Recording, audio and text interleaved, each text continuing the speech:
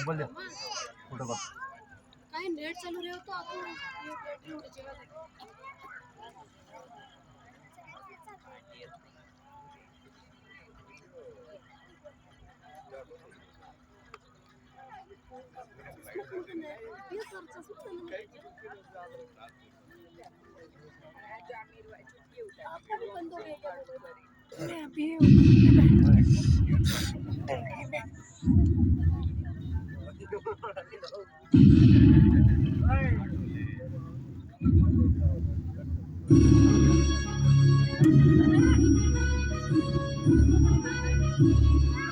ಸ್ವಾಗತ ಸ್ವಾಗತ ಮೈಸೂರು ಅರಮನೆಗೆ ಸುಸ್ವಾಗತ. ಜಗದ್ವಿಖ್ಯಾತ ಮೈಸೂರು ಅರಮನೆಯ ಮುಂದೆ ನೀವಿದ್ದೀರಿ. ಮೈಸೂರು ಬರೀ ಸ್ಥಳವಲ್ಲ, ಬರೀ ಹೆಸರಲ್ಲ, ಇದು ರಾಜರ ಸಂಸ್ಕೃತಿಯ ತವರು, ರಸಿಕತೆಯ ಬೀಡು, ಸದಭಿರುಚಿಯ ಸಂಕೇತ. ಮೈಸೂರು ಅರಮನೆ ನಮ್ಮ ಇತಿಹಾಸದ ಭವ್ಯ ಪ್ರತಿನಿಧಿ. ನೀವೀಗ ನೋಡುತ್ತಿರುವುದು ಹೊಸ ಅರಮನೆ. ಮೈಸೂರು ರಾಜರ ಅರಮನೆಯ ಹಿಂದೆ 550 ವರ್ಷಗಳ ಸುದೀರ್ಘ ಇತಿಹಾಸವಿದೆ. ದೇವಿ ಚಾಮುಂಡಿ, ತಾಯಿ ಕಾವೇರಿಯೇ ಇದಕ್ಕೆ ಸಾಕ್ಷಿ. ಮಹಾಕಾಳಿ, ಲಕ್ಷ್ಮಿ, ಸರಸ್ವತಿ, ತ್ರಯಂಬಿಕೆಯ ತ್ರಿಪುರ ಸ್ವರೂಪನಾದ ಶ್ರೀ ಚಾಮುಂಡಿ ನಮ್ಮ ನಂಬುಗೆಯ ದಿವ್ಯ ಪ್ರತಿನಿಧಿ. ಮೈಸೂರು ಇತಿಹಾಸದ ಆದಿ, ಮಧ್ಯ, ಅಂತ್ಯ ಎಲ್ಲವೂ ತಾಯಿ ಚಾಮುಂಡಿಯೇ.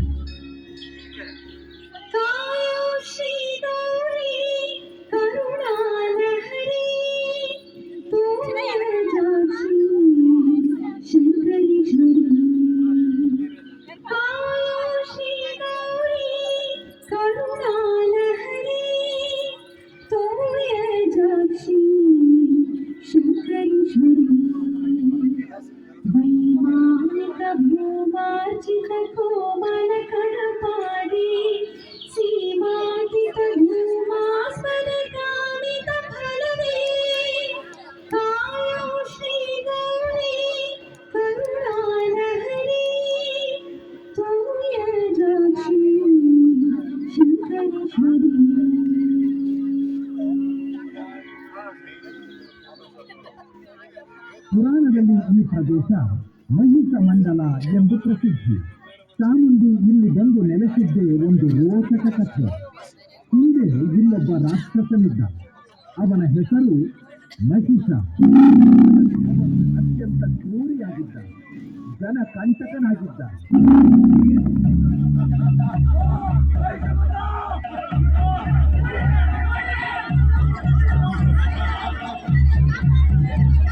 ಮಹಿಷನಿಗೆ ತಾನು ಅಮರನಾಗಬೇಕು ಎಂಬ ಆಸೆಯಾಯಿತು. ಶಿವನನ್ನು ಕುರಿತು ಘೋರ ತಪಸ್ಸು ಮಾಡತೊಡಗಿದ.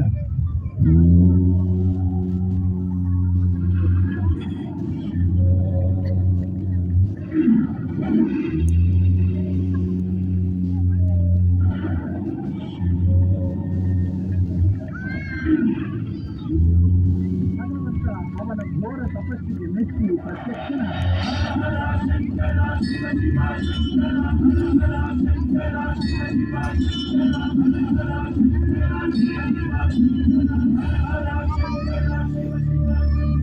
ಭಕ್ತಾಗ್ರೇಸರ ಮಹಿಷಾಸುರ, ಏಳು, ನಿನ್ನ ಘೋರ ತಪಸ್ಸಿಗೆ ಮೆಚ್ಚಿ ಪ್ರತ್ಯಕ್ಷನಾಗಿದ್ದೆ. ಧನ್ಯೋಸ್ಮಿ ಧನ್ಯೋಸ್ಮಿ ಕೈಲಾಸಪತೆ, ಧನ್ಯೋಸ್ಮಿ.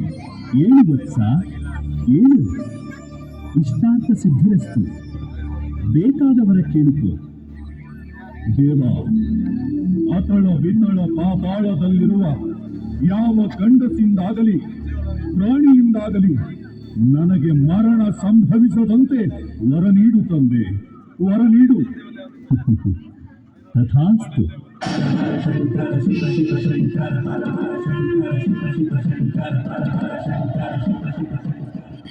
ಮಹಿಷ ಇಲ್ಲಿಯವರೆಗೆ ಜನ ಕಂಟಕನಾಗಿದ್ದ, ಈಗ ದೈವ ಕಂಟಕನೂ ಆದ.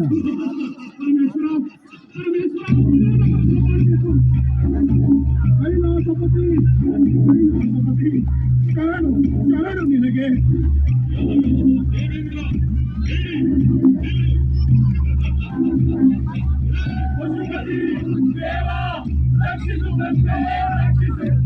ಕೈಲಾಸಪತಿ, ಈ ಮಹಿಷನ ಅಟ್ಟಹಾಸ ಆಕ್ರಮಣವನ್ನು ನಾವು ತಾಳಲಾರೆವು. ಕಾಪಾಡು, ನಮ್ಮನ್ನು ಕಾಪಾಡು. ನಾನು ಅಸಹಾಯಕ. ನಾನು ಮರ ಒಡಬಲ್ಲನೇ ಹೊರತು ಹಿಂದಕ್ಕೆ ಪಡೆಯಲಾರೆ.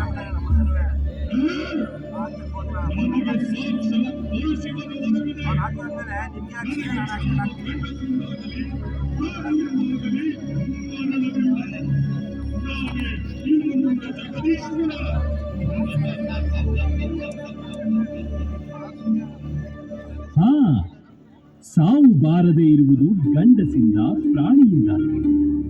ಆದರೆ ಹೆಣ್ಣಿನಿಂದ ಬರಬಾರದೆಂದಿಲ್ಲ. ಪಾರ್ವತಿ ಶಕ್ತಿಯ ಅವತಾರ. ಅವಳನ್ನು ಪ್ರಾರ್ಥಿಸಿ ನಿಮ್ಮ ಶಕ್ತಿಯನ್ನೆಲ್ಲ ಅವಳಿಗೆ ಧಾರೆ ಎರೆಯಿರಿ. ಅನಾಥ ರಕ್ಷಕಿ, ಬೃಹನ್ನಾಯಕಿ, ಜಗನ್ಮಾತೆ, ಕಾಪಾಡು ತಾಯೇ, ಕಾಪಾಡು.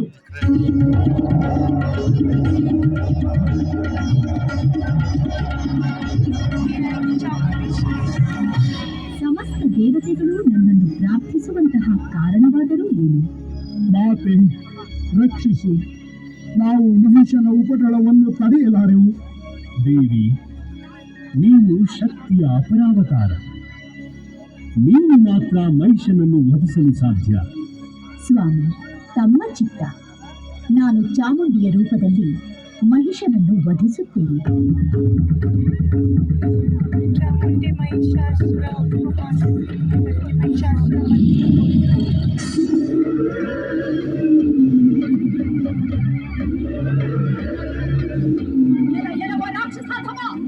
ನಿನ್ನ ಕಡೆಗಾಲ ಸಮೀಪಿಸುತ್ತಿದೆ.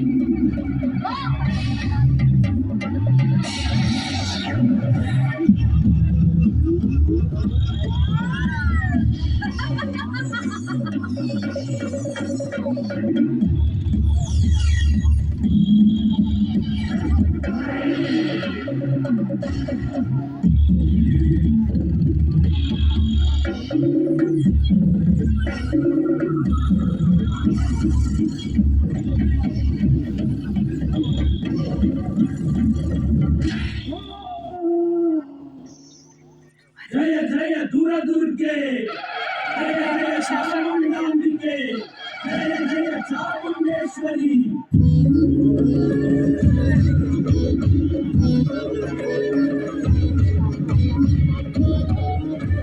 ಚಾಮುಂಡೇಶ್ವರಿ ಮನುಷ್ಯನನ್ನು ವಧಿಸಿದರು. ಅವನ ರೌದ್ರ ರೂಪವನ್ನು ನೋಡಿದ ದೇವತೆಗಳು ನಡುಗಿ ಹೋದರು. ಶಾಂತ ರೂಪಿಣಿಯಾಗುವಂತೆ ಪ್ರಾರ್ಥಿಸಿದರು. ನಂದಿನಿ ನಂದಿನ ಮೇದಿನಿ ವಿಶ್ವ ವಿನೋದಿನಿ ನಂದನುತೆ ಗಿರಿವರವಿಂದ ಶಿರೋದಿನಿ ವಾಸಿನಿ ವಿಷ್ಣು ವಿಲಾಸಿನಿ ವಿಷ್ಣುನುತೆ ಭಗವತಿ ಮೇಷಿನಿ ಕಂಠ ಕುಟುಂಬಿನಿ ಭೂರಿ ಕುಟುಂಬಿನಿ ಭೂರಿ ಕೃತೆ ಜಯ ಜಯ ಜಯ ಮಹಿಷಾಸುರ ಮರ್ದಿನಿ ರಮ್ಯಕ ಮರ್ದಿನಿ ಶೈಲಸುತೆ.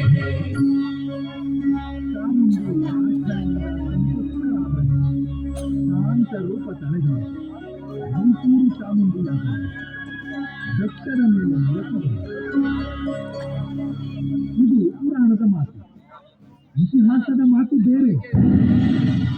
14ನೆಯ ಶತಮಾನ. ಆಗ ಈ ಪ್ರದೇಶದ ಹೆಸರು ಹದಿನಾಡು. ಇದರ ಅಧಿಪತಿ ಚಾಮರಾಜ. ಆತನ ಪಟ್ಟದರಸಿ ಚಿಕ್ಕದೇವರ ಸಮ್ಮಣ್ಣಿ. ಅವರಿಗೆ ಒಬ್ಬಳೇ ಮಗಳು ದೇವಾಜಮ್ಮಣ್ಣಿ. ಚಾಮರಾಜ ಅಕಾಲ ಮರಣಕ್ಕೆ ತುತ್ತಾದ. ಪಕ್ಕದ ತಾರುಗಹಳ್ಳಿಯ ಮಾರನಾಯಕನ ಕಣ್ಣು ಹದಿನಾಡಿನ ಮೇಲೆ ಬಿತ್ತು. ಚಾಮರಾಜನ ಮಗಳು ದೇವಾಜಮ್ಮಣ್ಣಿಯನ್ನು ತನಗೇ ವಿವಾಹ ಮಾಡಿಕೊಡುವಂತೆ ಮುಂದಿನ ಪೌರ್ಣಮಿಯೊಳಗೆ ರಾಜಕುಮಾರಿನ ಲಗ್ನ ಮಾಡಿಕೊಡ್ಬೇಕು. ಒಪ್ಪಿಕೊಂಡಿದ್ರೆ ಬಲವಂತವಾಗಿ ಹೊತ್ಕೊಂಡೋಯ್ತೀನಿ. ಸಮಾಧಾನ ತಂದು ಚಾಮುಂಡಾಂಬೆ, ನೀನೇ ಗತಿ. ರಕ್ಷಣೆ ಇಲ್ಲದ ಅನಾಥರು ನಾವು. ಕಾಪಾಡು ತಾಯಿ. ಸಮೀಪಿಸತೊಡಗಿತ್ತು. ಒಂದು ದಿನ ಸಂಜೆಯ ಸಮಯ. ಗಂಗಾಳಿ ಬೀಸುವಂತೆ ನನ್ನ ಸಂಬಂಧಿಗಳು ಮೈಸೂರಿನತ್ತ ಬಂದರು.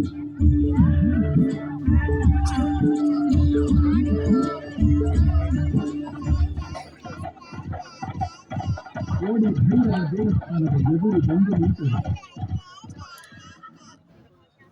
ಸರ್ವಾಣಿ ರೂಪಾಣಿ ವಿಚಿತ್ಯ ಧೀರಃ ನಾಮಾನಿ ಕೃತ್ವಾ ವಿವದನ್ಯದಾಸ್ತೆ. ಮಂಗಳಾರತಿ ಬಿಡು. ಯಾರೋ ಹೊಸಬರು ಅಂತ ಕಾಣುತ್ತೆ. ಪ್ರಣಾಮಗಳು. ನನ್ನ ಹೆಸರು ಯದುರಾಯ. ಇವನು ನನ್ನ ಕಿರಿಯ ಸೋದರ. ಹೆಸರು ಕೃಷ್ಣರಾಯ. ಪ್ರಣಾಮಗಳು ಜಂಗಮರೇ. ಸಂತೋಷ. ಪ್ರಸಾದ ಸ್ವೀಕರಿಸಿ. ನಾವು ಯದುಕುಲ ಸಂಜಾತರು. ದ್ವಾರಕೆಯಿಂದ ಹೊರಟು ದೇಶ ಸುತ್ತಾಡುತ್ತಾ ಬಂದಿದ್ದೇವೆ. ಕೆಲವು ದಿನ ಇಲ್ಲಿ ತಂಗಬಹುದಷ್ಟೇ. ಓಹೋ, ಧಾರಾಳವಾಗಿ. ಕೋಡಿ ಭೈರವನ ಸಾನ್ನಿಧ್ಯ, ಪ್ರಶಾಂತವಾದ ವಾತಾವರಣ ಮನಸ್ಸಿಗೆ ನೆಮ್ಮದಿ ನೀಡುತ್ತೆ. ಪೂಜ್ಯರೇ, ಇಲ್ಲಿಯ ವಿಶೇಷವೇನು? ಇದು ನಮಗೆ ಹೊಸ ಪ್ರದೇಶ. ಏನೆಂದು ಹೇಳಲಿ, ಇಲ್ಲಿಯ ರಾಜಮನೆತನಕ್ಕೆ ಬಂದಿರುವ ದುರ್ಗತಿಯಿಂದ ಇಡೀ 16 ಹರಡುತ್ತಿದೆ. ಜಂಗಮ ಭಂಡಾರಿ ಬಸಪ್ಪ ಓಡೆಯ ಮಾರನಾಯಕನ ವಿಪಚನದ ಬಗ್ಗೆ ತಿಳಿಸಿ ಯದುರಾಯ ಕೃಷ್ಣರಾಯ ಇದರ ಬಗ್ಗೆ ನೋಡಿ ರಾಜಮಾತೆಯನ್ನು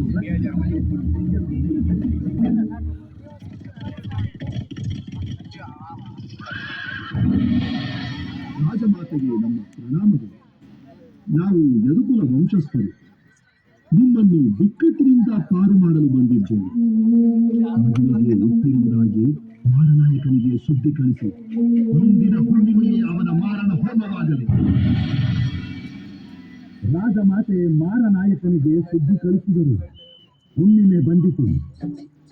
ಮಾರನಾಯಕನ ದಿಬ್ಬಣ ಕಾರುಗಹಳ್ಳಿಯಿಂದ ಸದಿನಾಡಿಗೆ ಹೊರಟಿತು. ಯದುರಾಯ ಮತ್ತು ಕೃಷ್ಣರಾಯ ದೇಶ ನಡೆಸಿಕೊಂಡು ಮಾರನಾಯಕನ ದಿಬ್ಬಣದಲ್ಲಿ ಸೇರಿಕೊಂಡರು. ಮಾರನಾಯಕ ತನ್ನದೇ ಆಮೋದ ಪ್ರಮೋದಗಳಲ್ಲಿ ಮೈಮರೆತಿದ್ದಾಗ ಹಠಾತ್ತನೆ ಯದುರಾಯ ಮತ್ತು ಕೃಷ್ಣರಾಯ ಅವನ ಮೇಲೆ ಎರಗಿದರು.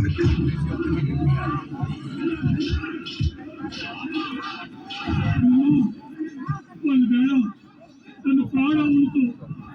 ಅಸಹಾಯಕ ಹೆಣ್ಣು ಮಕ್ಕಳನ್ನು ಪೀಡಿಸಿದ ನೀನು ಜೀವದಿಂದ ಇರಬಾರದು. ಸಾವೇ ನಿನಗೆ ಸರಿಯಾದ ಶಿಕ್ಷೆ. ಕೂಡಲೇ ಕಾರುಹಳ್ಳಿಗೆ ಮುತ್ತಿಗೆ ಹಾಕಿ ಅದನ್ನು ವಶಪಡಿಸಿತು. ನಾನು ಸಂವಿಧಾನ ರಕ್ಷಣೆಗೆ ಹೋಗುತ್ತಿದ್ದೇನೆ. ರಾಜಮಾತೆ ಕಂಟಕ ಕಳೆಯಿತು. ಇನ್ನು ನೀವು ಮತ್ತು ನಿಮ್ಮ ರಾಜ್ಯ ಸುರಕ್ಷಿತ. ನಾವು ನಿಮಗೆ ಹೇಗೆ ಕೃತಜ್ಞತೆ ಅರ್ಪಿಸಬೇಕೆಂಬುದೇ ತಿಳಿಯದು. ಇದು ನಮ್ಮ ಕರ್ತವ್ಯ ತಾಯಿ. ಇದರಲ್ಲಿ ಕೃತಜ್ಞತೆಯಲ್ಲಿ ಬಂತು. ನೀವು ದೊಡ್ಡ ಮನಸ್ಸು ಮಾಡಬೇಕು. ನಮ್ಮ ಮಗಳು ದೇವಜಮ್ಮನಿಯನ್ನು ವಿವಾಹವಾಗಿ ರಾಜ್ಯವನ್ನು ಸಂರಕ್ಷಿಸಬೇಕು. ನಿಮ್ಮ ಚಿತ್ತ ಹಾಗಿದ್ದರೆ ನನ್ನ ಅಭ್ಯಂತರವೇನೂ ಇಲ್ಲ. ವಿವಾಹದ ಸಿದ್ಧತೆಗಳು ಶೀಘ್ರವಾಗಿ ಪ್ರಾರಂಭವಾಗಲಿ.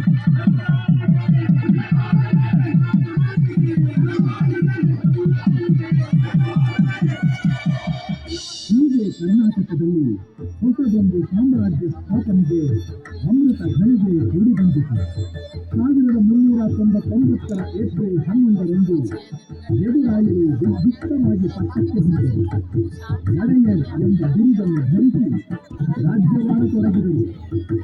ಯದುವಂಶದ ಅರಸರು ಮೈಸೂರು ಒಡೆಯರ ವಂಶದ ಮೂಲ ಪುರುಷರಾದರು. ಮುಂದಿನ ಕಥೆಯನ್ನು ನಾನು ಹೇಳುತ್ತೇನೆ. ತಾಯಿ, ನೀನು ಯಾರು? ನನ್ನ ಹೆಸರು ಕಾವೇರಿ.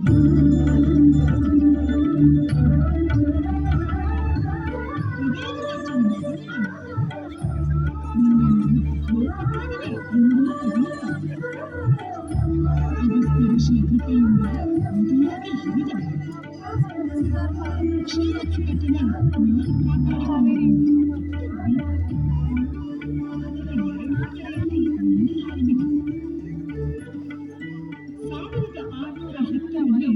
ರಾಜವರಿಯರು ನನ್ನ ಈ ಪುಟ್ಟ ದ್ವೀಪದ ಮೇಲೆ ಆಕ್ರಮಣ ಮಾಡಿದರು. ವಿಜಯನಗರ ವಿಜಯನಗರದ ರಾಜ ಪ್ರತಿನಿಧಿಯಾಗಿದ್ದ ಶ್ರೀರಂಗರಾಯ ದುರ್ಬಲನಾಗಿದ್ದ. ನನ್ನ ದ್ವೀಪವನ್ನು ರಾಜ ಒಡೆಯರಿಗೆ ಒಪ್ಪಿಸಿ ತಲಕಾಡಿಗೆ ಓಡಿಸಿದ. ರಾಜ ಒಡೆಯರು ಜಗತ್ ಪ್ರಸಿದ್ಧ ವಿಜಯನಗರದ ರತ್ನ ಸಿಂಹಾಸನದ ಎದುರು ನಿಂತರು. ಅದರ ಸೌಂದರ್ಯ ಹಿಡಿದಿಟ್ಟುಕೊಳ್ಳಲು 2 ಕಣ್ಣು, ಅದರ ಖ್ಯಾತಿ ಕೇಳಲು 2 ಕಣ್ಣು, ಅದರ ಸೌಂದರ್ಯವನ್ನು ಕುರಿತು ಲೋಕವೇ ಮುತ್ತುರತ್ನ ಖಚಿತ ಮಿನುಗುವಂತ ಅರಮನೆಯ ಸಿಂಹಾಸನ, ದರೆಯಲ್ಲ ಇಲ್ಲ ಕೊಳಗಳೆಯುವಂತ ಅದಕ್ಕಿಲ್ಲ ಸರಿಸಮಾನ, ಅದಕ್ಕಿಲ್ಲ ಸರಿಸಮಾನ. ಗಂಧ ಕಿಸುರಿ ಸೊಬಗು ಗಂಧ ಪೆಟ್ಟಿ ಮೆರಗು ಸುತ್ತಮುತ್ತ ಸಣ್ಣ ಸರಗು, ಬೆಳೆದೊಡೆ ಮೇಲೆ ಸಣ್ಣ ಪಾತ್ರೆಗಳಿಗೆ ಬುಡದಲ್ಲಿ ಚಿನ್ನದ ಕಾಲು, ಬುಡದಲ್ಲಿ ಚಿನ್ನದ ಕಾಲು. ಕರಿಮರದ ಪಟ್ಟಿ ಬೆಳೆದು ಮುತ್ತುರತ್ನ ಸಿರಿಯ ಮೆರುಗು, ಬಂಗಾರ ಕೊಂಬೆ ಬೆಳೆದು ಎಂದೆಂದು ಬೆಳಗು ಬೆಳಗು. ಕರಿಮರದ ಪಟ್ಟಿ ಬೆಳೆದು ಮುತ್ತುರತ್ನ ಸಿರಿಯ ಮೆರುಗು, ಬಂಗಾರ ಕೊಂಬೆ ಬೆಳೆದು ಎಂದೆಂದು ಬೆಳಗು ಬೆಳಗು. ಮುತ್ತುರತ್ನ ಖಚಿತ ಮಿನುಗುವಂತ ಅರಮನೆಯ ಸಿಂಹಾಸನ, ಜನಮನದ ಆಸೆ ವೈಭವದ ಪರಿಚ ಲಾಂಛನದ ಸಿರಿಯ ಭರಸೆ, ಲಾಂಛನದ ಸಿರಿಯ ಭರಸೆ. ರಾಜ ಒಡೆಯರು 1610 ಮಾರ್ಚ್ 23ರಂದು ಶ್ರೀರಂಗಪಟ್ಟಣಕ್ಕೆ ರಾಜಧಾನಿಯನ್ನು ಬದಲಾಯಿಸಿದರು.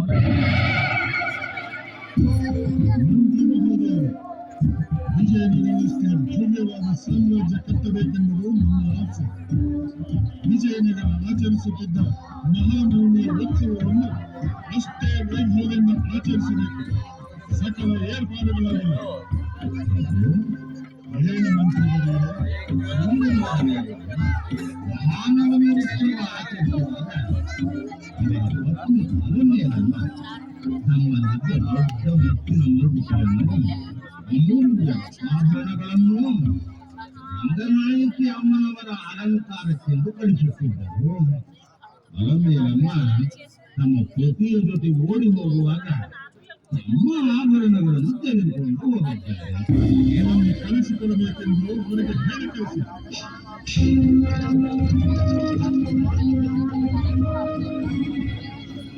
ಇದರಿಂದ ಮೈಸೂರು ಒಡೆಯರು ಸಾಧುವೊಬ್ಬರ ಶಾಪಕ್ಕೆ ಸುತ್ತಾಗಬೇಕಾಯಿತು. ಅಷ್ಟೊಂದಾಗಲೇ ಶ್ರೀರಂಗರಾಯರು ನಿಧನನಾಗಿತ್ತು. ಒಡೆಯರ ಆದೇಶ ಅಲಮೇಲಮ್ಮನವರಿಗೆ ತಲುಪಿತು. ಯಾರು ಎಂದು ಕೇಳರಿಯದ ಶಾಪವೊಂದನ್ನು ಕೊಡಲು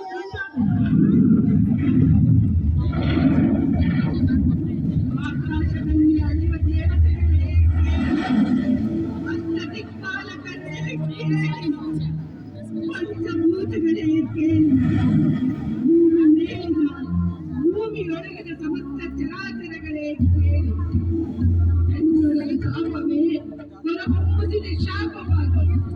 ರಾಜ್ಯ ಹೋಯಿತು, ನನ್ನೊಡೆಯರ ಪ್ರಾಣ ಹೋಯಿತು. ಬಂದಿದೆ ಆಚರಣೆಗೆ ವಿಪತ್ತು, ಬರಬಹುದು ಮಾನಕ್ಕೂ ಒಂದು ದಿನ ಆಪತ್ತು. ಅತಿ ಬರುತ್ತಿದೆ ವೈರಿಗಳ ಹೃದಯಗಳು, ಹೋಗುವ ಕಾಲು ಬಂತು, ಕಿವಿಗೊಟ್ಟು ಕೇಳಿ, ಕಿವಿಗೊಟ್ಟು ಕೇಳಿ.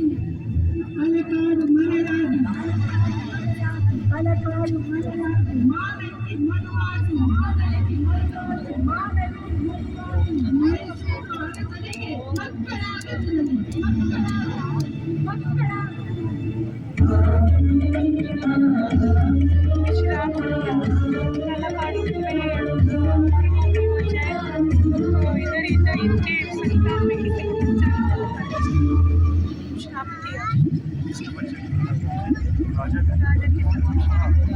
उसके बाद ಶಾಪ, अडॉप्ट ನನ್ನ करके ಕಾಡಿಗೆ ಶಾಪ, ನಾಳಂಗಿಗೆ ಶಾಪ, ಮೈಸೂರು ಅರಸರಿಗೆ ಶಾಪ, ಅಲಮೇಲಮ್ಮನ ಶಾಪ.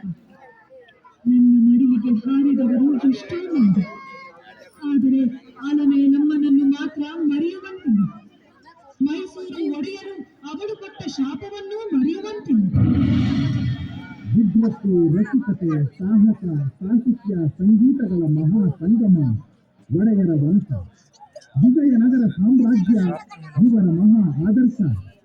ತುಂಗಭದ್ರೆಯ ತಟದಲ್ಲಿ ನೆರೆದು ನಿಂತಿದ ಬೆಳಕು ಕಾವೇರಿಯ ತಟದಲ್ಲೂ ಮೀಸತೊಡಗಿತು.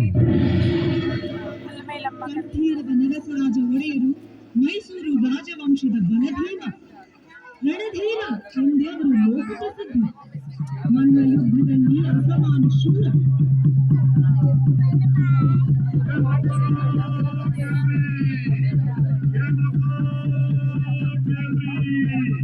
ಪಕ್ಕದ ರಾಜ್ಯ ತಿರುಚಿನಾಪಳ್ಳಿಯಲ್ಲಿ ಒಬ್ಬ ಜಗದಟ್ಟಿ ಅವನೇ. ಅವನನ್ನು ಯಾರು ಇಲ್ಲಿಯವರೆಗೂ ಸೋಲಿಸೋರಿಲ್ಲ. ಅವನು ತನ್ನ ಚಲ್ಲನವನ್ನು ನಗರದ ದಿಗ್ಗಿ ಬಾಗಿಲಿಗೆ ನೇತಾಕವನೇ. ಯಾರಾದ್ರೂ ಸವಾಲು ಹಾಕೋರಿದ್ರೆ ಚಲ್ಲನವನ್ನು ಕಿತ್ತೆಸೆದು ಮಲ್ಲ ಯುದ್ಧ ಮಾಡಬಹುದು. ಕೇಳ್ರಪ್ಪ ಕೇಳ್ರಿ, ಕೇಳ್ರಪ್ಪ ಕೇಳ್ರಿ. ಆ ಡಂಗುರ ಕೇಳಿ ರಣಧೀರನ ದೇಹದ ಸ್ನಾಯುಗಳು ಉರಿಕೊಂಡವು. ಅವನು ವೇಷಮರಿಸಿಕೊಂಡು ತಿರುಚಿನಪಳ್ಳಿಗೆ ಹೋದ. ಬಿಟ್ಟಿ ಬಾಗಿಲಿಗೆ ಕಟ್ಟಿದ ಚಡ್ಡಿ ಕಿತ್ತೆಸೆದು ಜಟ್ಟಿಯೊಡನೆ ಸೆಳೆದು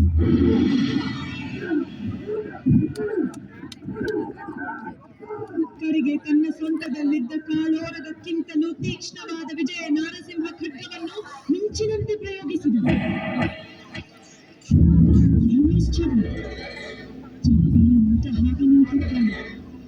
ಸ್ತಬ್ಧರಾದ ಜನರೆಲ್ಲ ಕುತ್ತುಕೊಂಡಿದ್ದಂತೆ ನೋಡುತ್ತಿದ್ದರು.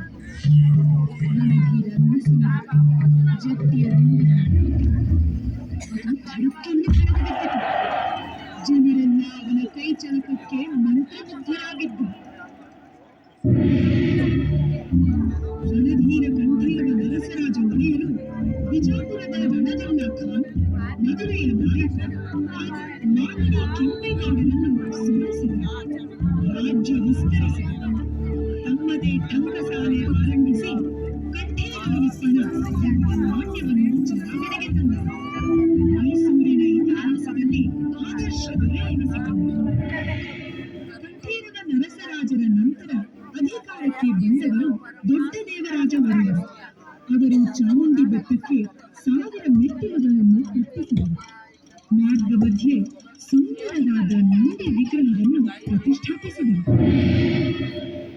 ಆನಂತರ ಬಂದ ಚಿಕ್ಕದೇವರಾಜ ಒಡೆಯರು ಮೈಸೂರಿನ ಇತಿಹಾಸದ ಸುವರ್ಣ ಯುಗದ ಮಹೇಶ್ವರ ರತ್ನ ಸಿಂಹಾಸನಾಧೀಶ್ವರ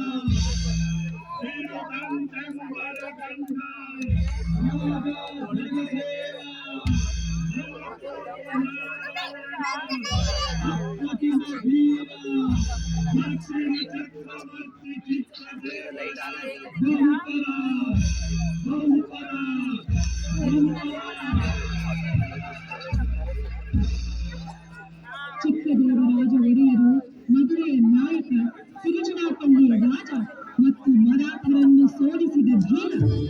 ದಿಲ್ಲಿಯ ಮೊಘಲ್ ಚಕ್ರವರ್ತಿ ಔರಂಗಜೇಬನ ಸ್ನೇಹಕ್ಕೆ ಪಾತ್ರರಾಗಿ ಅವನಿಂದ ರಾಜ ಜಗದೇವ, ಮಹಾರಾಜ ಚಿಕ್ಕದೇವರಾಯ ಮೊಹಮ್ಮದ್ ಶಾಹಿ ಎಂಬ ಬಿರುದನ್ನು ಪಡೆದರು.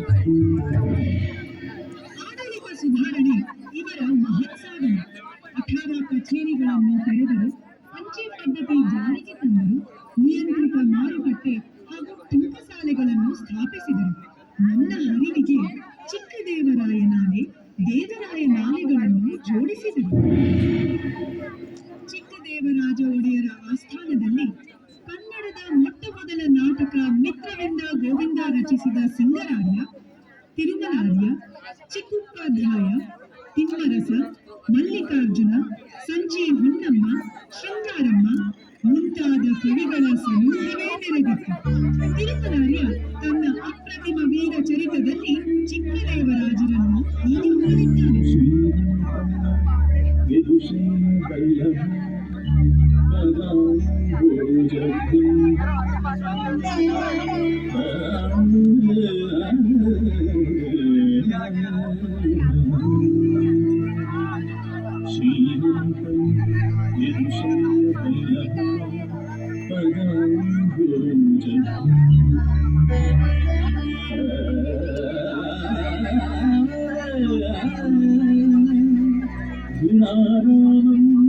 ಪಶ್ಚಿಮ ರಂಗಧಾಮನಗರ ಈ ಸಿಂಹಾಸನಾಧೀಶನ್ ಉತ್ತಾನ ಶ್ರೀ ಯದುವಂಶ ಕಲ್ಪತರು ಪ್ರೌಢ ಪ್ರಮಾಣಂ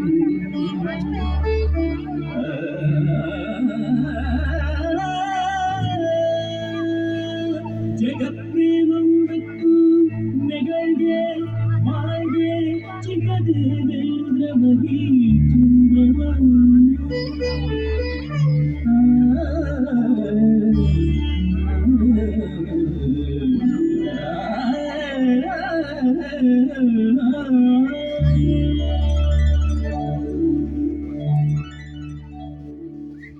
ಹೊನ್ನಮ್ಮ ಚಿಕ್ಕದೇವರಾಜ ಒಡೆಯರ ರಾಣಿವಾಸದಲ್ಲಿ ಸಂಚಿಯ ಕಾಯಕದವಳು.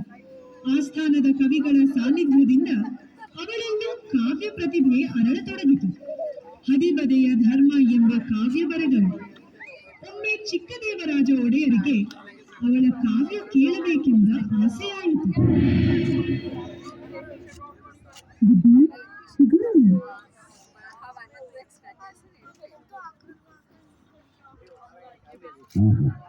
ತಾಂಬೂಲ ಸೊಗಸಾಗಿದೆ.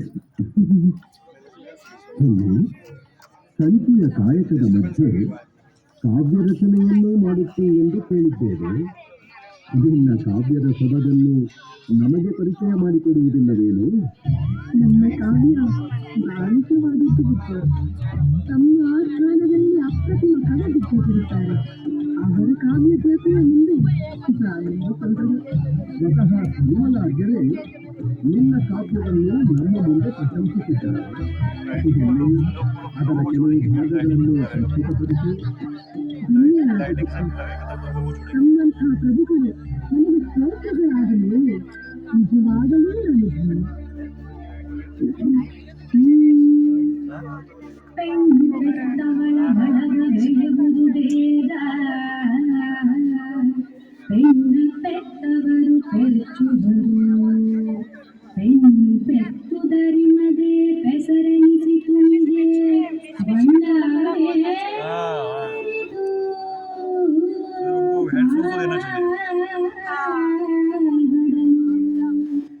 പെണ്ണിന്റെ പെണ്ണുകൊണ്ടു ഹേമാന്തനു പെണ്ണിന്റെ വൈകു പെച്ചിടನು പെണ്ണിന്റെ ಜನಕರಾಯ ಜಸವ ನಡೆದನು ಪೆಣ್ಣರಿಂದಿಸಲೇಕೆ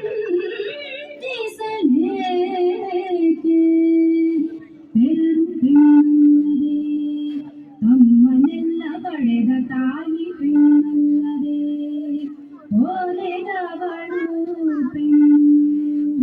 ಪೆಣ್ಣಿಂದೇಕೆ ಬೀಳುಗಳೆದರು ಕಣ್ಣು ಕಾಣದ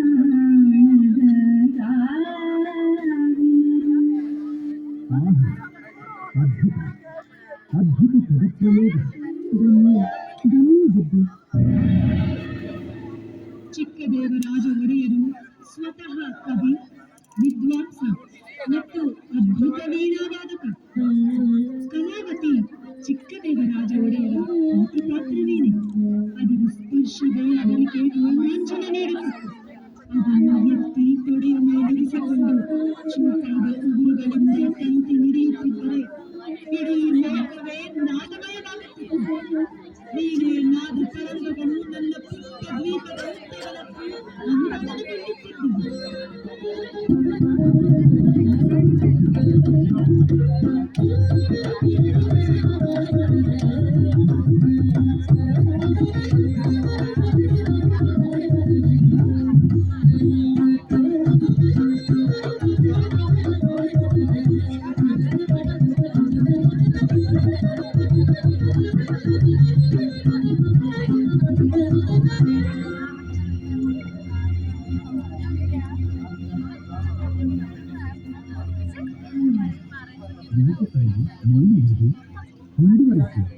ನಿನಗೆ ಹಿಂದಿನ ವಿಷಯ ತಿಳಿಯಲು ಕುತೂಹಲ, ನನಗೆ ಹೇಳಲು ತಡವರಿಕೆ. ಮುಂದಿನ ಘಟನೆಗಳು ಅಷ್ಟು ಹಿತವಲ್ಲ. ಇತಿಹಾಸ ಎಂದು ಸರಳ ರೇಖೆಯಾಗಿಲ್ಲ. ಇತಿಹಾಸವೆಂಬುದು 7 ಬೀಳುಗಳ ಸಂಪುಟ. ಮುಂದುವರಿಸುತ್ತದೆ. 18ನೇ ಶತಮಾನದ ಮಧ್ಯಭಾಗ. ಇಡೀ ಭಾರತದಲ್ಲಿ ಮುಘಲರು ಕ್ಷೀಣಿಸುತ್ತಿದ್ದರು, ಮರಾಠರು ಪ್ರಬಲರಾಗಿದ್ದರು, ಬ್ರಿಟಿಷರು ಮೇಲೇರಲು ಹವಣಿಸುತ್ತಿದ್ದರು. ಎಲ್ಲ ಕಡೆ ಗಾದಿಯಲ್ಲಿ ಹೆಸರಿಗೆ ರಾಜ, ಅಧಿಕಾರ ಪ್ರಬಲರಾದ ದಳವಾಯಿಗಳ ಕೈಯಲ್ಲಿ. ಮೈಸೂರು ಇದಕ್ಕೆ ಹೊರತಾಗಿರಲಿಲ್ಲ. ದಳವಾಯಿಗಳಾದ ನಂಜರಾಜಯ್ಯ, ದೇವರಾಜಯ್ಯ, ಅಟ್ಟಹಾಸದಿಂದ ರಾಜ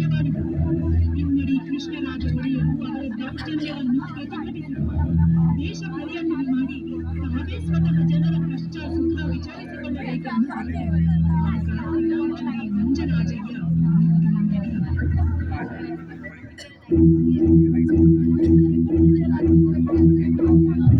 ಹೊಡೆಯರೆ ಧೂಳು ಬಿಸಿಲುಗಳಲ್ಲಿ ನಲಗುವ ಮೈಯೆಲ್ಲ ನಿಮ್ಮದು.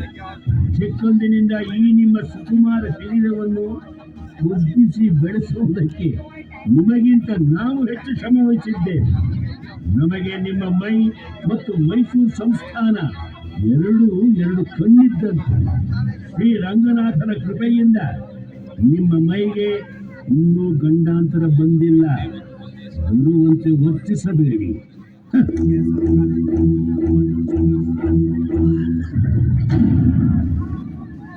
ಈ ರೀತಿ ಎಚ್ಚರಿಕೆ ಕೊಟ್ಟು ಗೃಹಬಂಧನದಲ್ಲಿರಿಸಿದರು.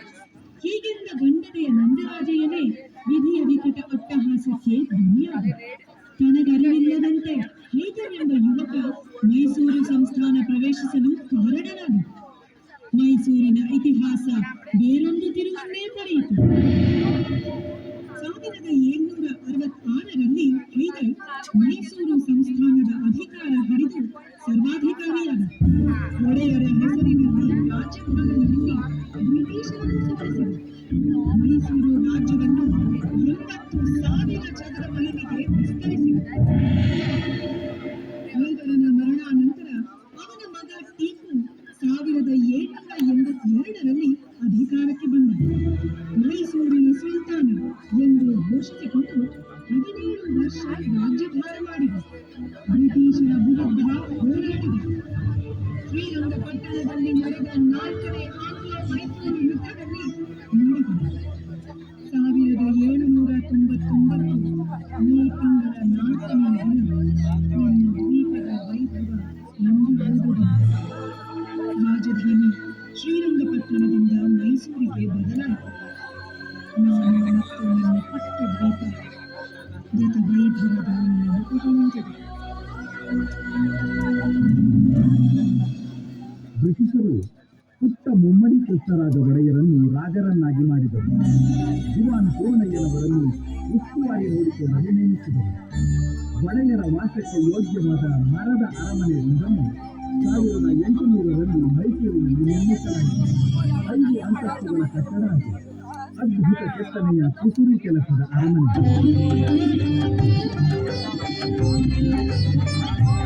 ಮುಮ್ಮಡಿ ಕೃಷ್ಣರಾಜರು ಆಧುನಿಕ ಮೈಸೂರಿನ ರಚಿಕೆಯ ಪ್ರತೀಕವಾಗಿದ್ದರು. ಕವಿಗಳ ಸಾಹಿತ್ಯ ಸಂಗೀತಗಳ ಪೋಷಕರೂ ಆಗಿದ್ದರು. 1020ಕ್ಕೂ ಹೆಚ್ಚು ಗ್ರಂಥಗಳನ್ನು ರಚಿಸಿದ್ದರು. ಅವರ ಪ್ರಸಿದ್ಧ ಗ್ರಂಥ ಶ್ರೀ ತತ್ವನಿಧಿಯಲ್ಲಿ ಪ್ರಾಚೀನವಾದ 35 ರಾಗಗಳ ವಿವರಣೆ ಇದೆ.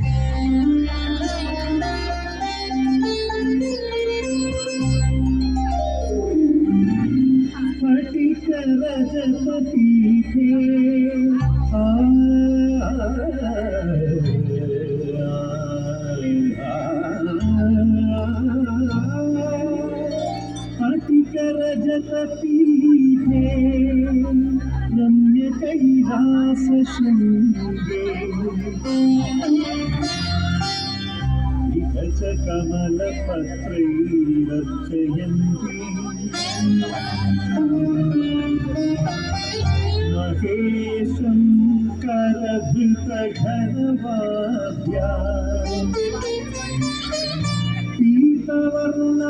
पीतवर्णायताक्षी सुकविहरिय मुक्ता भैरवी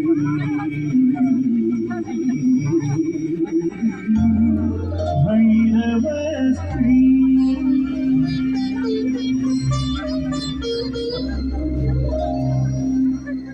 ಮುಮ್ಮಡಿ ಕೃಷ್ಣರಾಜ ಒಡೆಯರು ನಾಡಿನ ಪ್ರಪ್ರಥಮ ಇಂಗ್ಲಿಷ್ ಶಾಲೆ ರಾಜಾ ಸ್ಕೂಲನ್ನು ಆರಂಭಿಸಿದರು. ಜಗತ್ ಪ್ರಸಿದ್ಧ ದಸರಾ ಉತ್ಸವವನ್ನು ಮೈಸೂರಿನಲ್ಲಿ ಪ್ರಾರಂಭಿಸಿದ ಕೀರ್ತಿ ಇವರದು. ಮುಮ್ಮಡಿಯವರ ನಂತರ ಅಧಿಕಾರಕ್ಕೆ ಬಂದವರು 10ನೆಯ ಚಾಮರಾಜ ಒಡೆಯರು. ಇವರು ಆಧುನಿಕ ಮೈಸೂರಿನ ಹರಿಕಾರರು. 1881ರಲ್ಲಿ ಇಡೀ ದೇಶದಲ್ಲಿಯೇ ಪ್ರಥಮ ಪ್ರಜಾಪ್ರತಿನಿಧಿ ಸಭೆಯನ್ನು ಸ್ಥಾಪಿಸಿದ ಖ್ಯಾತಿ ಇವರದು. ಕೋಲಾರದ ಚಿನ್ನದ ಗಣಿ, ಬೆಂಗಳೂರು ಮೈಸೂರು ಹಾಗೂ ಬೆಂಗಳೂರು ಚಿಕ್ಕಟೂರು ರೈಲು ಮಾರ್ಗ ಮತ್ತು ಮೈಸೂರಿನ ಪ್ರಾಣಿ ಸಂಗ್ರಹಾಲಯ ಇವರ ಕಾಲದಲ್ಲಿ ಪ್ರಾರಂಭವಾದವು. ಎರಡನೆಯ ಚಾಮರಾಜ ಒಡೆಯರು 1894ರಲ್ಲಿ ಅಕಾಲ ಮೃತ್ಯುವಿಗೆ ಈಡಾದರು. 1897 ರಾಜಕುಮಾರಿ ಜಯಲಕ್ಷ್ಮಮ್ಮಣಿ ಅವರ ವಿವಾಹದ ಸಂದರ್ಭ. ಆಗ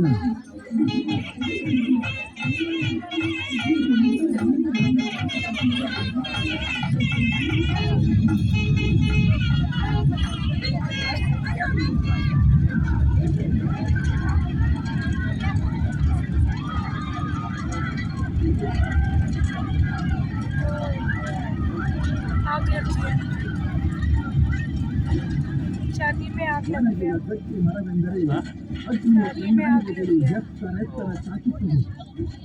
ಮರದ ಅರಮನೆ ಕೆನ್ನಾಲಿಗೆಗೆ ತುತ್ತಾಗಿ ಭಸ್ಮವಾಯಿತು.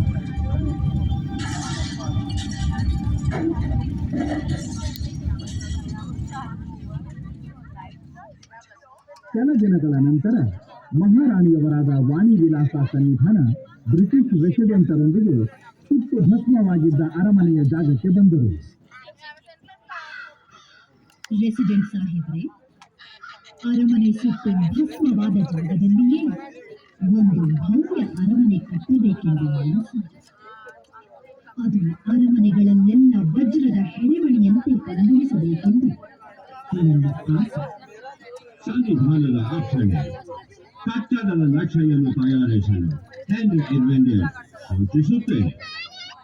ಯಾರೀ ಹೆನ್ರಿ ಇರ್ವಿನ್? ರೆಸಿಡೆಂಟ್ ಸಾಹೇಬ್ರೆ, ಇಂಗ್ಲೆಂಡಿನ ಮಹಾನ್ ವಾಸ್ತುಶಿಲ್ಪಿ, ಶಿಮ್ಲಾದ ವೈಸ್ ರೀಗಲ್ ಲಾಡ್ಜ್ ನಿರ್ಮಿಸಿದ ಆರ್ಕಿಟೆಕ್ಟ್. ಹಾಗಿದ್ದರೆ ಕೂಡಲೇ ಪರಿಗಣಿಸಿ. ಮಹಾನ್ ವಾಸ್ತುಶಿಲ್ಪಿ ಹೆನ್ರಿ ಇರ್ವಿನ್ ಮೈಸೂರಿಗೆ ಬಂದ 22 ಎಕರೆ ವಿಸ್ತೀರ್ಣದ ಪ್ರಾಂಗಣವನ್ನೊಮ್ಮೆ ದಿಕ್ಕಿಸಿ ನೋಡಿದ. ಅವನ ಮಾನಸ ಶಿಶುವಾಗಿ ನಿಧಾನವಾಗಿ ಅರಮನೆ ರೂಪುಗೊಳ್ಳತೊಡಗಿತು. 245 ಅಡಿ ಉದ್ದ, 156 ಅಡಿ ಅಗಲದ ಭವ್ಯ ಕಟ್ಟಡ ನಿಧಾನವಾಗಿ ಮೇಲೆದ್ದಿತು. 1897ರಲ್ಲಿ ಪ್ರಾರಂಭವಾದ ಅರಮನೆಯ ನಿರ್ಮಾಣ ಕಾರ್ಯ ಮುಗಿದಿದ್ದು 1912ರಲ್ಲಿ. ಇಂದು ಈ ಅರಮನೆಯ ಮೂಲಕ ಜನ ಮೈಸೂರಿನ ಇತಿಹಾಸವನ್ನು ಕಾಣುತ್ತಿದ್ದಾರೆ. ಇಂದಿನ ಆಧುನಿಕ ಮೈಸೂರು ಎಂದರೆ ಕಣ್ಣ ಮುಂದೆ ನಿಲ್ಲುವ ಮೂರ್ತಿ ನಾಲ್ವಡಿ ಕೃಷ್ಣರಾಜ ಒಡೆಯರ್. ಇಡೀ ದೇಶದಲ್ಲಿ ಮೈಸೂರನ್ನು ಮಾದರಿ ರಾಜ್ಯ ಮಾಡಿದ ಖ್ಯಾತಿ ಅವರದು. ಶಿವನಸಮುದ್ರ ವಿದ್ಯುತ್ ಶಕ್ತಿ ಉತ್ಪಾದನೆ, ಭದ್ರಾವತಿ ಕಾರ್ಖಾನೆ, ಮೈಸೂರು ವಿಶ್ವವಿದ್ಯಾನಿಲಯ, ಮೈಸೂರು ಬ್ಯಾಂಕು, ಕನ್ನಡ ಸಾಹಿತ್ಯ ಪರಿಷತ್ತಿನ ಸ್ಥಾಪನೆ, ಮೈಸೂರು ಆಕಾಶವಾಣಿ ಪ್ರಾರಂಭ, ಮೈಸೂರು ಅರಸೀಕೆರೆ ರೈಲು ಮಾರ್ಗ, ವಯಸ್ಕರ ಶಿಕ್ಷಣ, ನಾಡಿನಾದ್ಯಂತ ಗ್ರಂಥಾಲಯಗಳು, ಹಿಂದುಳಿದ ಜನತೆಗೆ ಮೀಸಲಾತಿ ನೀಡಲು ಮಿಲ್ಲರ್ ಆಯೋಗ ಸ್ಥಾಪನೆ, ನ್ಯಾಯ ವಿಧಾಯಕ ಸಭೆಯ ಪ್ರಾರಂಭ. ಹೀಗೆ ಅವರ ಸಾಧನೆ ಒಂದೇ ಎರಡೇ. Sir M Visvesvaraya, sir Mirza ಇಸ್ಮಾಯಿಲ್ರಂತಹ ದಕ್ಷ ದಿವಾನರುಗಳು ಇವರ ಅವಧಿಯಲ್ಲಿ ಸೇವೆ ಸಲ್ಲಿಸಿದರು.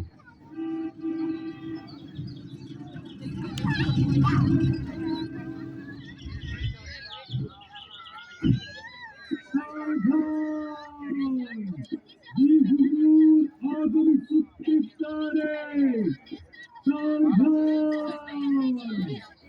ರಘು, ವಿಶ್ವೇಶ್ವರಯ್ಯನವರು ತಮ್ಮ ಭೇಟಿಗಾಗಿ ಕಾದಿದ್ದಾರೆ. ಬನ್ನಿ ವಿಶ್ವೇಶ್ವರಯ್ಯನವರು, ನಿಮ್ಮ ಯೋಜನೆ ತರಿಸಿ ನಾವು ಪರಿಶೀಲಿಸಿದ್ದೇವೆ. ಸಂವಿಧಾನ ಅನುಮತಿ ಬೇಕಾಗುತ್ತದೆ. ಕಾವೇರಿ ನದಿಗೆ ಅಣೆಕಟ್ಟು ಕಟ್ಟಿದೆ.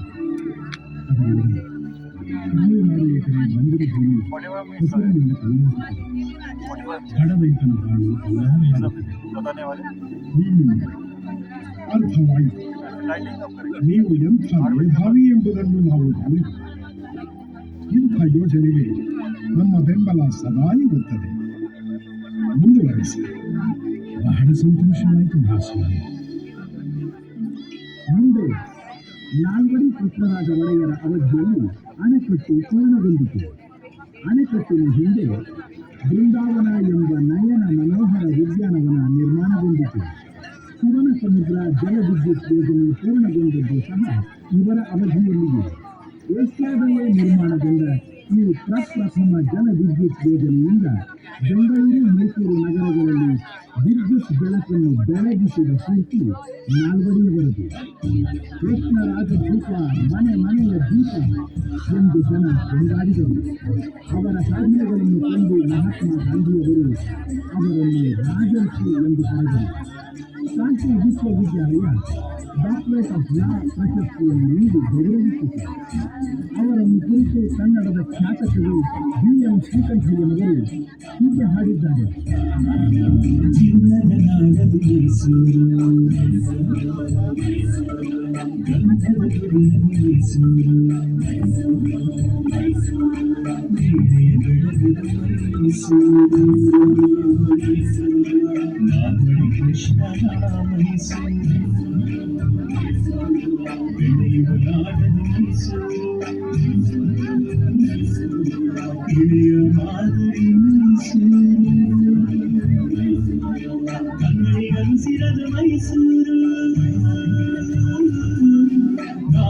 ಕೃಷ್ಣನ ಮೈಸೂರು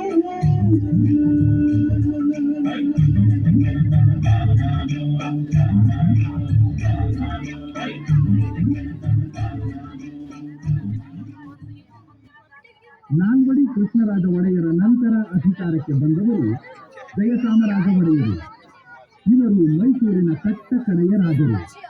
1940ರಿಂದ ಭಾರತದ ಗಣರಾಜ್ಯ ಸ್ಥಾಪನೆಯಾದ 1950ರವರೆಗೆ ಇವರು ರಾಜರಾಗಿದ್ದರು.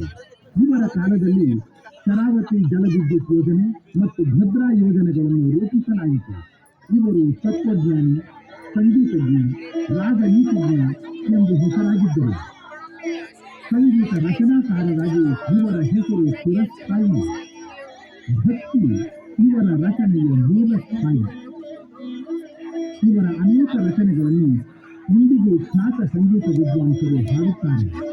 ಶ್ರೀ ಮಹಾಗಣಪತಿ ಭಜೆ ಶ್ರೀ ಮಹಾಗಣಪತಿ ಭಜೆ ಶ್ರೀ ಮಹಾಗಣಪತಿ ಭಜೆ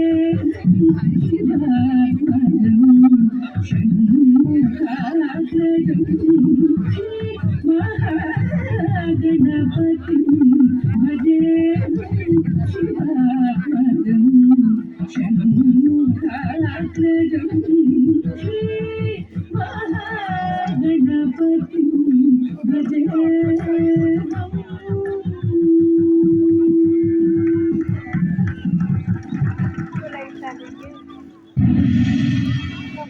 ಜಯಚಾಮರಾಜ ಒಡೆಯರು ಸೆಪ್ಟೆಂಬರ್ 23, 1974ರಲ್ಲಿ ನಿಧನರಾದರು.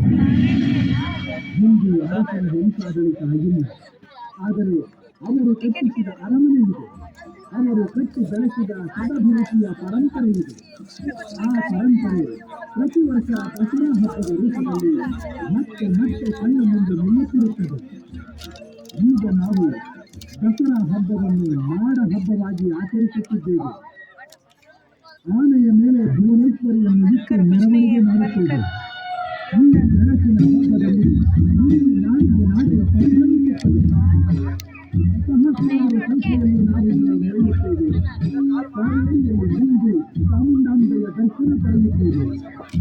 ಅರಮನೆಯ ಭವ್ಯ ಸ್ವರೂಪವನ್ನು ಕೊಂಡು ನೀವು ವಿಸ್ತೃತರಾಗುತ್ತೇವೆ. ಇಡೀ ನಗರ ವರ್ಣಮಯ ಬೆಳಕಿನಲ್ಲಿ ನಿಂದು ಬೆಳಕುಗೊಳ್ಳುತ್ತದೆ.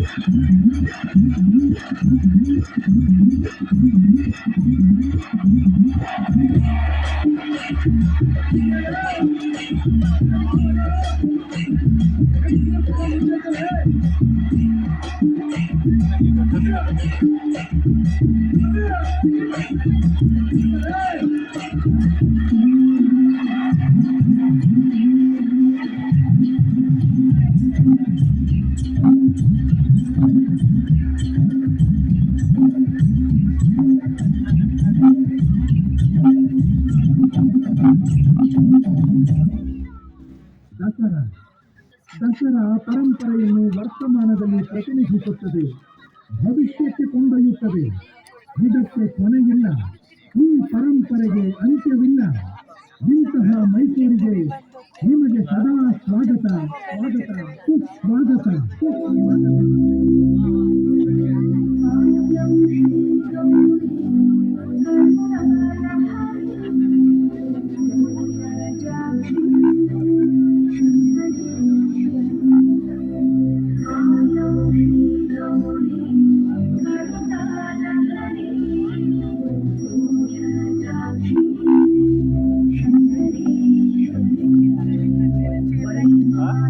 कीपर लगा देना चाहिए।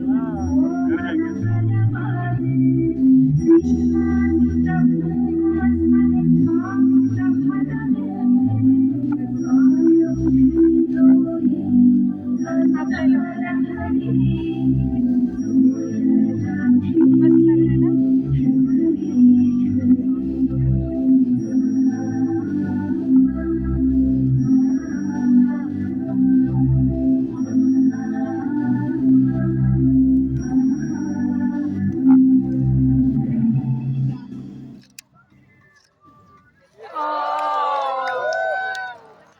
आप ले लो, फोटो ले लो।